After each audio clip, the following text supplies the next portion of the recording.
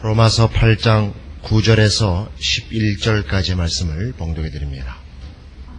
만일 너희 속에 하나님의 영이 거하시면 너희가 육신에 있지 아니하고 영에 있나니 누구든지 그리스도의 영이 없으면 그리스도의 사람이 아니라. 또 그리스도께서 너희 안에 계시면 몸은 죄로 인하여 죽은 것이나 영은 의를 인하여 산 것이라. 예수를 죽은 자 가운데서 살리신 이의 영이 너희 안에 거하시면 그리스도 예수를 죽은 자 가운데서 살리신 이가 너희 안에 거하시는 그의 영으로 말미암아 너희 죽을 몸도 살리시리라. 이 로마서 8장의 중요한 초점은 신자들이 그 얻은 바 구원이 어떻게 영원하며 안전한가 하는 데 있다고 그랬습니다. 그럼에도 불구하고 이 로마서 8장은 많은 사람들에 의해서 신자 사이의 어떤 구별로 오해되곤 하는 장입니다. 일반적인 신자와 특수한 신자, 고급한 신앙을 가지니 이런 구별들이 이 로마서 8장을 오해하는 데서부터 생겨납니다. 그래서 오늘 보는 9절 이하의 말씀에도 만일 너희 속에 하나님의 영이 거하시면 너희가 육신에 있지 아니하고 영에 있다 하는 이 말도 영적인 그리스도인, 육에 속한 그리스도인 하는 식의 구별로 고급한 특수 신자들을 가르치는 것으로 이렇게 오해하는 이들이 많이 있습니다. 그러나 이것도 신자에 관한 설명이고 보편적이고 일반적인 신자에 관한 설명입니다.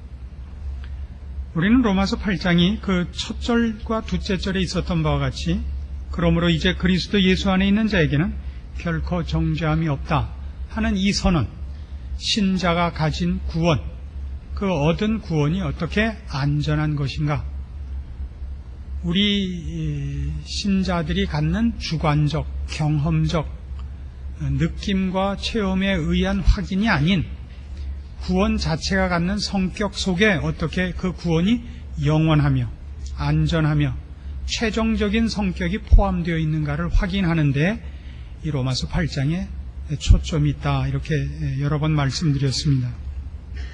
그런 식으로 오늘 우리가 살펴보는 9절 이하의 말씀도 신자란 앞에서 살펴본 바와 같이 영을 쫓는 자, 육신을 쫓지 않는 자, 다시 말해서 육신의 지배 아래에 있지 않고 영의 지배 아래에 있는 자, 영의 영역에 있는 자라는 것이 한 걸음 더 진전하여 하나님의 영이 그 안에 거하는 자라고 설명되어 있는 것을 봅니다. 신자는 누구든지 그의 안에 그리스도의 영이 없으면 신자가 아니라고 정의됩니다. 9절 말씀입니다. 만일 너희 속에 하나님의 영이 거하시면 너희가 육신에 있지 아니하고 영에 있나니 누구든지 그리스도의 영이 없으면 그리스도의 사람이 아니랍니다. 그래서 이건 몇몇 특수한 신자들의 그 정황이 아니고 모든 신자가 가지는 보편적이고 일반적이고 예외 없는 조건인 것입니다.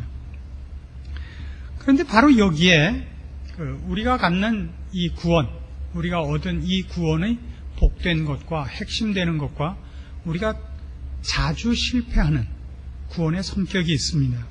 그것은 무엇이냐 하면 신자는 죄에서 벗어나고 영원한 형벌에서 벗어나고 이제 하늘나라에 가서 살고 하는 정도가 아니라 구원을 얻은 즉시 그리고 영원토록 하나님께서 그 신자와 함께 하시는, 하나님께서 들어와 계시는, 내주하시는, 거처를 삼으시는 그런 존재라는 사실입니다. 우리는 우리의 신앙을 하나님 앞에 도움을 구하고 필요할 때 가서 애원을 하고 필요한 것을 공급받는 정도로 이 신앙을 생각하기 일쑤입니다. 그러나 성경이 가르치는 대로 하자면 구원이란 하나님과 원수되었던 우리가 하나님과 화목되고 화목된 자로서 더욱 우리 하나님과 함께 동고동락하며 함께 사는 것이라 가르치고 있습니다. 신앙생활의 기쁨은 능력과 업적에 있지 않습니다. 어떤 일을 이룬 성취감에 있지 않습니다. 신앙의 가장 중요한 핵심은 우리 하나님과 함께 사는 데 있습니다. 설악산, 여러분이 기회가 있으면 설악산을 여행을 가시겠습니까? 제주도를 여행을 가시겠습니까? 둘 중에 하나 선택을 하라면 어디를 하시겠습니까? 그건 설악산이냐 제주도냐의 문제가 아니라 누구랑 가느냐가 문제입니다. 박동준 목사랑 가는 거다. 그러면 안 가는 게 낫다. 누구랑 가느냐의 싸움입니다. 왼수랑 가면 금강산도 지옥이고, 마음에 맞는 사람과 가면 한강다리 밑에서 논들, 뭐가 불만이 있겠습니까? 신앙은 바로 이런 식으로 하나님과 함께 동행하며 함께 사는 것이기 때문에 그 즐거움과 기쁨과 만족이 있는 것입니다. 어떤 일을 당한들, 무슨 일이 생긴들 걱정이 없는 것입니다. 주 예수와 동행하면 그 어디나 하늘나라라 하는 찬송가의 가사와 같은 것입니다. 이게 놓쳐지고 있기 때문에 신자들은 늘 갈급해하고 불안해하고 불만스러워하는 것이 아닌가 싶은 것입니다. 이것은 구원의 근본적인 성격입니다. 구원의 영원성과 함께 그 최종적인 영광과 기쁨이 그 처음부터 우리에게 허락되고 시작되고 누려지는 것입니다. 고린도전서 6장에 가보십시다. 고린도전서 6장 19절, 너희 몸은 너희가 하나님께로부터 받은 바 너희 가운데 계신 성령의 전인 줄을 알지 못하느냐? 이런 것들은 대단히 중요한 지적입니다. 성령의 전이라. 아까 우리 로마서 8장 9절식으로 하면 하나님의 영이 거하신다. 이게 다 늘 함께 와서 계시는 겁니다. 함께 사는 겁니다. 신방 오시는 게 아닙니다. 1년에 한 번씩 동창회를 모이는 것도 아니고, 한 달에 한 번씩 계를 모이는 것도 아니고, 주말마다 동호인끼리 모이는 것도 아닙니다. 함께 사는 겁니다. 거처를 정하고 함께 사는 겁니다. 이게 구원입니다. 그래서 구원에서 제일 중요한 건 바로 이 하나님과 함께 사는 이 기쁨을 아는 것입니다. 그래서 우리가 잘 아는 신앙 고백서의 소요리 문답 1번, 여러분 세례를 받으시거나 학습을 받을 때 신앙의 내용들을 정리한 이 책자를 외우게 하고 그것으로 질문을 하죠. 첫 번째 질문이 뭐였습니까? 사람의 제일 되는 본분이 무엇입니까? 답이 뭐예요? 하나님을 영화롭게 하고 영원토록 그를 즐거워하는 것입니다. 그를 즐거워하는 것입니다. 사랑하는 사람과 마음에 맞는 사람과 무엇을 하느냐와 상관없이 같이 있는 것만으로 이미 만족하고 이미 충분한 그런 것을 구원이 갖는 기본적인 성격이라고 가르칩니다. 에베소서 2장으로 가보시겠습니까?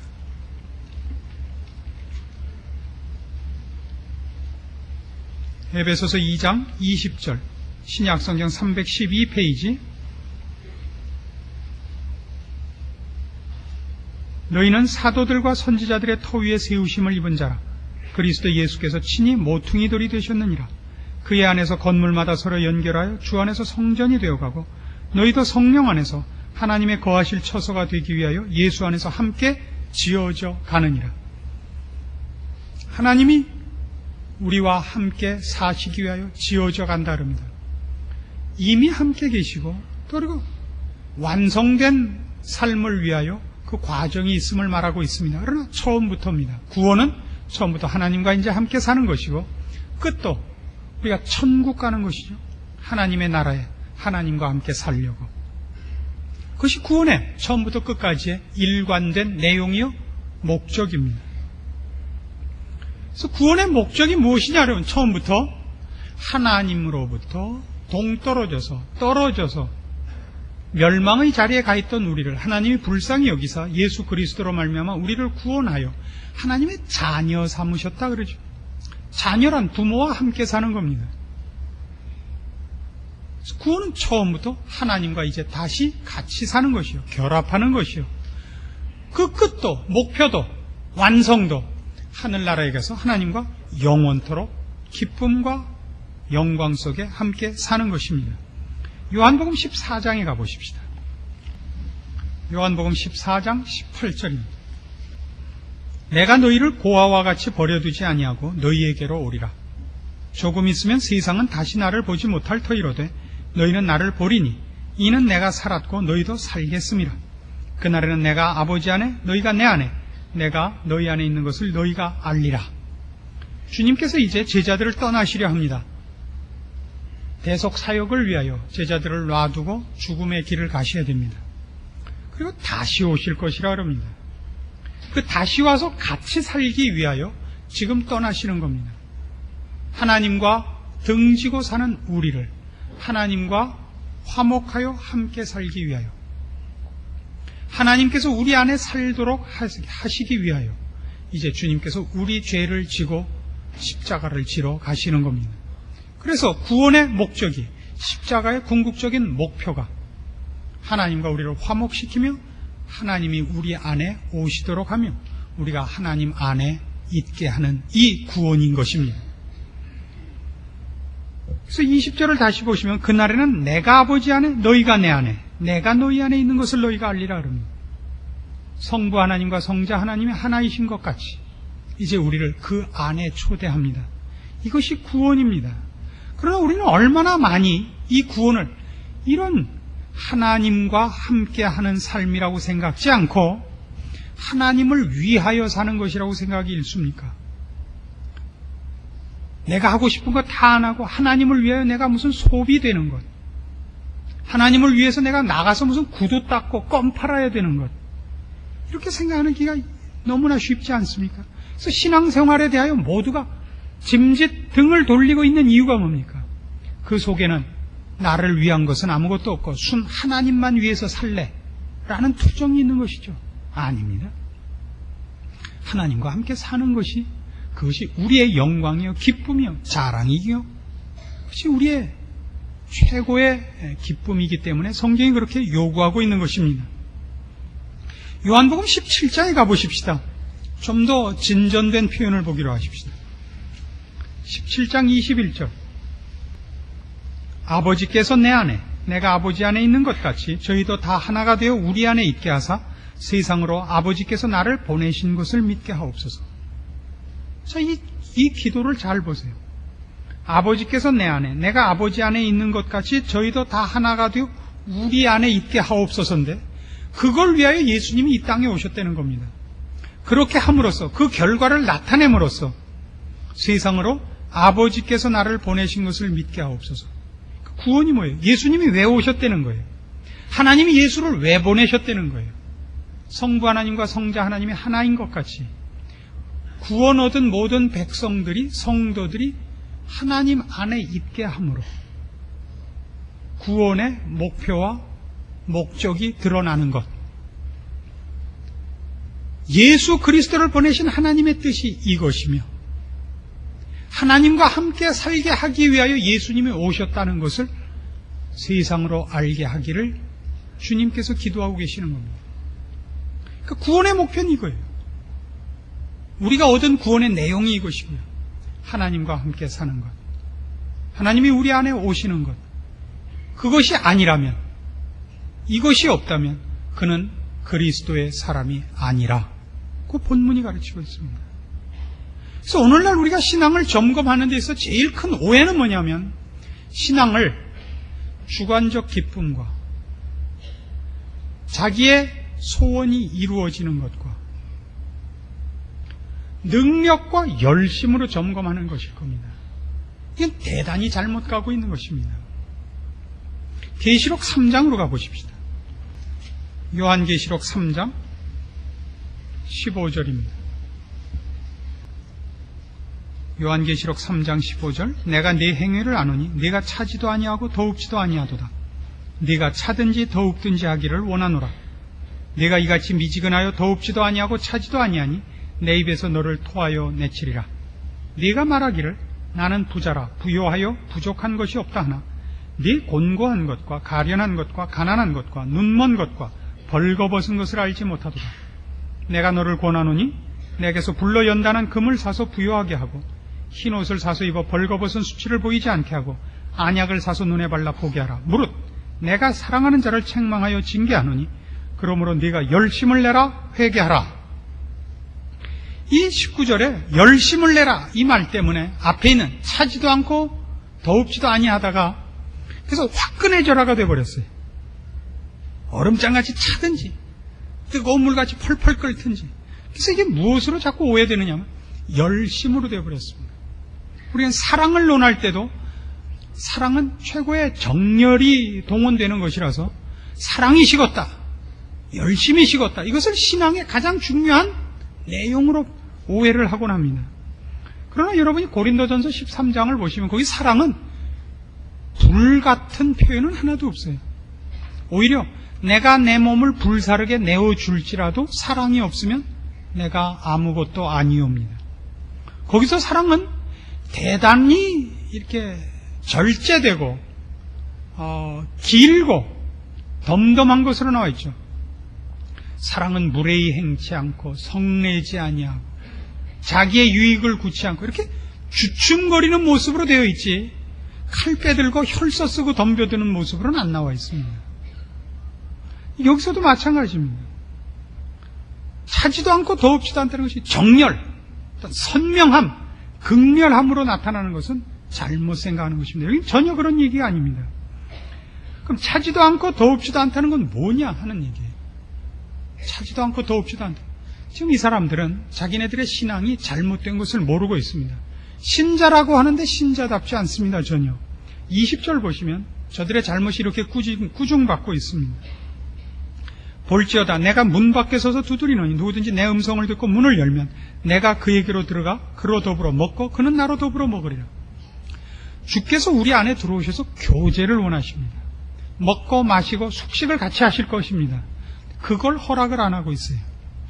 그러니까 라오디게아 교회 교인들의 신앙의 최고의 약점은 저들의 신앙은 세상적이에요. 어떤 의미에서 세상적이라느냐 하면 하나님께 도우심을 구하고 신앙적인 표현을 쓰고 신앙적인 명분도 있고 색채도 있지만 신앙의 핵심이 주와 동행, 주와 교제가 아니고 세상과 교제예요. 신앙적인 것이지만 우리가 꼭 그런 건 아니지만 예를 들자면 이 기독교적인 이름으로 너무 세상적인 행사를 크게 하는 것도 잘하는 짓은 아니에요.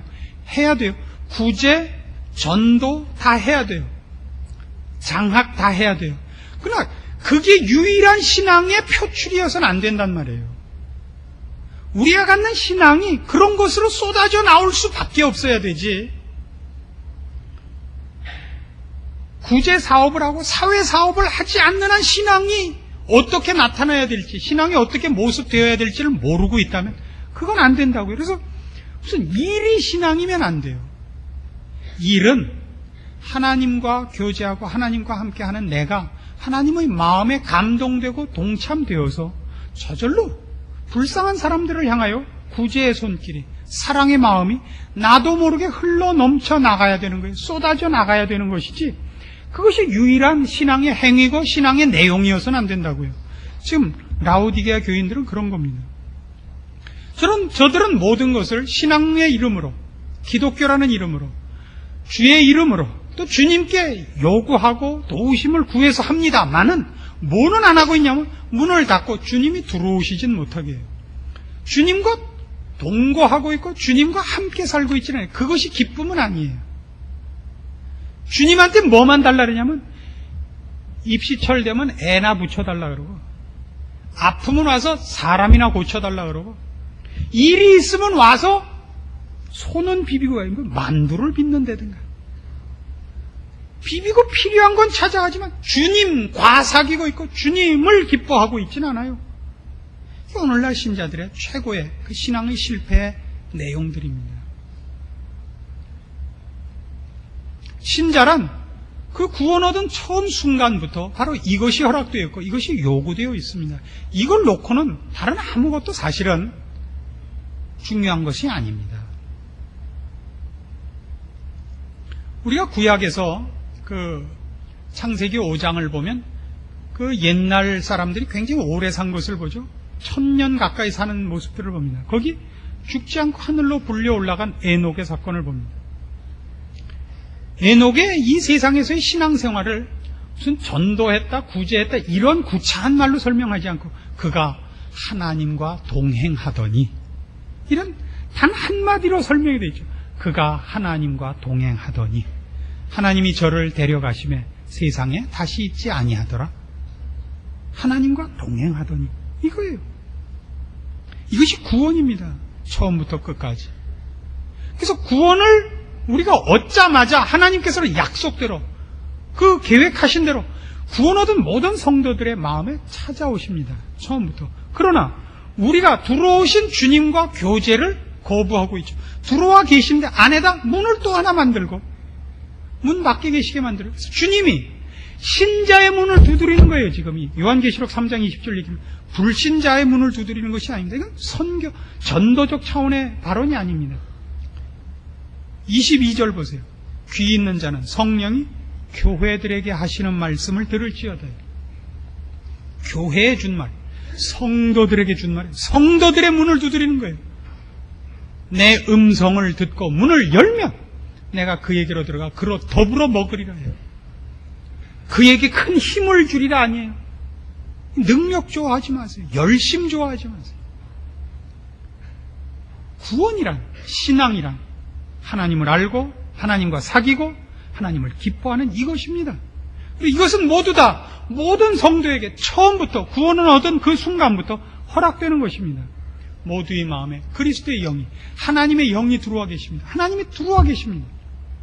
아니면 신자가 아닙니다. 아니면 구원을 얻은 것이 아닙니다. 구원을 얻은 모두에게는 처음부터 모두에게 예외 없이 일어나는 일입니다. 우리가 못 누리고 있죠. 그래서 에베소서 3장에서는 이런 요구를 하는 것입니다. 에베소서 3장 14절부터 봅시다. 이런 표현들을, 그래서 여러분, 이런 깊은 구원에 관한 이해를 근거로 해서 이해할 필요가 있습니다. 에베소서 3장 14절. 이러함으로 내가 하늘과 땅에 있는 각 족속에게 이름을 주신 아버지 앞에 무릎을 꿇고 비노니 그 영광의 풍성을 따라 그의 성령으로 말미암아 너희 속사람을 능력으로 강건하게 하옵시며 믿음으로 말미암아 그리스도께서 너희 마음에 계시게 하옵시고 너희가 사랑 가운데서 뿌리가 박히고 터가 굳어져서 능히 모든 성도와 함께 지식에 넘치는 그리스도의 사랑을 알아 그 넓이와 길이와 높이와 깊이가 어떠함을 깨달아 하나님의 모든 충만하신 것으로 너희에게 충만하게 하시기를 구하노라. 하나님의 충만하심이 너희 안에 충만하기를 원하는 가장 큰 이유는 뭐냐? 능력의 싸움이 아닌 것입니다. 능력을 목표로 해서 하나님의 충만하신 것을 권하는 것이 아니고 하나님의 충만하신 것이 우리 안에 수용되어 하나님의 모든 충만하심으로 내가 교제할 수 있는 사람이 되기를 구하는 겁니다. 그래서 내가 커지고 내가 깊어지고 내가 높아져 하나님의 모든 충만하심을 내가 수용하고 그의 충만하심으로 교제되기를 원하는 것이 궁극적인 목표지, 그 모든 것을 받아서 어디다 써먹어라가 아니라고요. 우리 안에 오시는 하나님, 우리와 교제를 원하시는 하나님과 내가 그 깊은 교제, 그 높은 교제, 그 무한한 교제에 부족함이 없기를 바라서, 그래서 16절 그 영광의 풍성을 따라 그의 성령으로 말미암아 너희 속사람이 능력으로 강건하라는 겁니다. 우리 속사람이 강건해지고, 그리고 17절 믿음으로 말미암아 그리스도께서 너희 마음에 계시게 하옵시고, 그리스도께서 우리 안에 계시고 하는 이 구원의 시작들이 그 최종적인 목표의 풍성과 완성으로 가기 위하여 우리 속사람이 강건해지고 우리 안에 계시는 주님을 계속 가운데 모시고 동거하는 훈련을 쌓아 넓어지고 깊어지고 높아지고 커져서 하나님의 모든 충만하신 것을 내가 수용하는 그 성도의 가장 큰 영광과 완성의 자리에 갈 것을 사도 바울이 성도들에게 권하는 것입니다. 이것은 구원의 궁극적 목표예요. 그래서 처음부터 일어나는 일이라고요. 하나님은 우리가 목표입니다. 우리를 어디다 써먹으려고 부르신 것이 아닙니다. 우리가 맡은 어떤 일들이 있다면 그것은 우리가 가진 바, 그리고 우리가 얻은 바, 이 구원과 하나님의 자녀된 어떤 신분과 수준과 성품들이 자연스럽게 반응하는 결과들입니다. 누구를 사랑하며 누구를 불쌍히 여기며 복음을 전하며 하는 것들은 우리 안에 그것이 흘러 넘쳐서 나가는 일들이지, 그걸 위하여 하나님이 우리를 소모품으로 부르지 않았습니다. 구원은 우리를 향한 것입니다. 우리를 목표로 삼고 우리를 내용으로 삼아서 허락된 것입니다. 데살로니가 전서 5장으로 가보십시다. 신약성경 333페이지 데살로니가 전서 5장 16절입니다. 유명한 구절들입니다. 항상 기뻐하라, 쉬지 말고 기도하라, 범사에 감사하라. 이런 요구들이 왜 일어나죠? 이것이 요구고 명령이라면 얼마나 우스꽝스럽습니까? 기뻐하라, 기도하라, 감사하라. 이거 그럼 말이 되지 않습니다. 그럼 스스로를 부추기고 스스로를 권면하고 자기가 자기를 위로하고 격려하는 것이 무슨 신앙이겠습니까? 이 말들은 수사학적 표현이기 때문에 그렇게 되어 있는 것입니다. 그 진의는 이것입니다. 항상 기뻐하라, 쉬지 말고 기도하라, 범사에 감사하라. 이는 그리스도 예수 안에서 너희를 향하신 하나님의 뜻이니라. 하나님의 뜻이 뭐냐? 항상 기뻐하라는 거예요. 그럼 다시 말해서 하나님이 우리 보고 항상 기뻐하는 것이 하나님의 뜻이라면 기뻐하게 해 주겠다는 것이죠. 우리를 기뻐하게 하는데 어떻게 기뻐하게? 항상 기쁘게 하시고, 쉬지 말고 기도하라는 것은 우리의 책임과 우리의 노력을 요구하는 것이 아니라 기도를 쉬지 말고 하라는 건 하나님도 잠시도 우리에게서 눈을 떼거나 귀 기울인 것을 돌리는 일이 없으시다는 얘기죠. 우리를 향한 하나님의 관심, 우리를 지키시는 하나님의 눈동자, 우리를 향한 하나님의 그 자비와 사랑과 베푸시는 모든 것이 한순간도 우리를 잊으시거나 잠깐 자리를 뜨는 일이 없다는 얘기입니다. 범사에 감사하라는 것. 감사할 것이 큰일, 내가 혼자 해결하지 못할 일에만 하나님이 우리의 인생에 간섭하시고 어떤 일에 간섭하시는 것이 아니라 사소한 일, 평범한 일, 아니 모든 일에 하나님은 우리에게 가장 좋은 것으로 주시려고 함께 하시며 모든 능력을 동원하여 우리 편을 드시겠다는 얘기입니다. 하나님은 그래서 우리를 매일 아침마다 입원 환자를 돌아보듯 한 번씩 돌아보는 걸로는 우리를 지키시지 않습니다. 우리를 떠나지 않습니다. 우리 우편의 그늘이 되시고 주무시지도 않고 졸지도 않으시며 젖 먹는 아기를 둔 어미가 그 아기를 잊는 적은 있을지라도 하나님은 절대 우리를 잊는 적이 없다고 약속하십니다.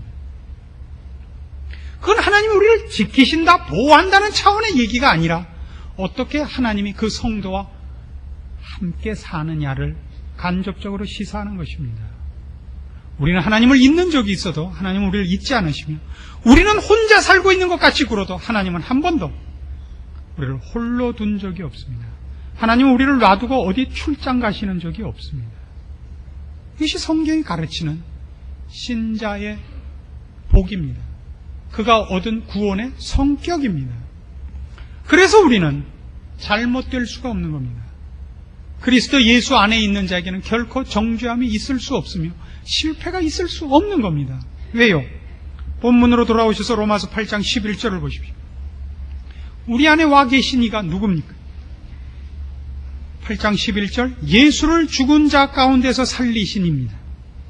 예수를 죽은 자 가운데서 살리신 이의 영이 너희 안에 거하시면 그리스도 예수를 죽은 자 가운데서 살리신 이가 너희 안에 거하시는 그의 영으로 말미암아 너희 죽을 몸도 살리시리라. 우리는 실패합니다. 우리는 미련을 떨기도 하고 게으르기도 합니다. 그러나 하나님께서 예수 그리스도로 말미암아 우리를 구원하셨습니다. 우리와 함께 살려고 예수를 보내셨습니다. 우리를 하나님과 화목해 하고 하나님과 함께 살게 하려고, 하나님과 영원토록 영광 속에서 살려고 하나님이 예수를 보내사 우리 죄 대신 죽이시고 우리를 의롭다 하시려고 그를 살리셨습니다. 이걸로 설명하죠. 우리를 누가요? 예수를 죽은 자 가운데서 살리시니가. 예수를 죽은 자 가운데서 살리시니가. 예수를 죽은 자 가운데서 살리시니가 우리 안에 와 계십니다. 어떻게 우리 안에 와 오셨죠? 예수를 보내사 우리 죄를 십자가에 묻으시고 예수 그리스도와 함께 부활시켜서 우리를 하나님과 화목되게 하셔서 하나님이 오셨습니다. 그렇게 해서 오셨습니다. 그 일을 이루시니가, 그 일을 시작하시니가, 그 일로 시작한 이 일을 완성할 것은 불을 뻗듯 뻔합니다. 왜요?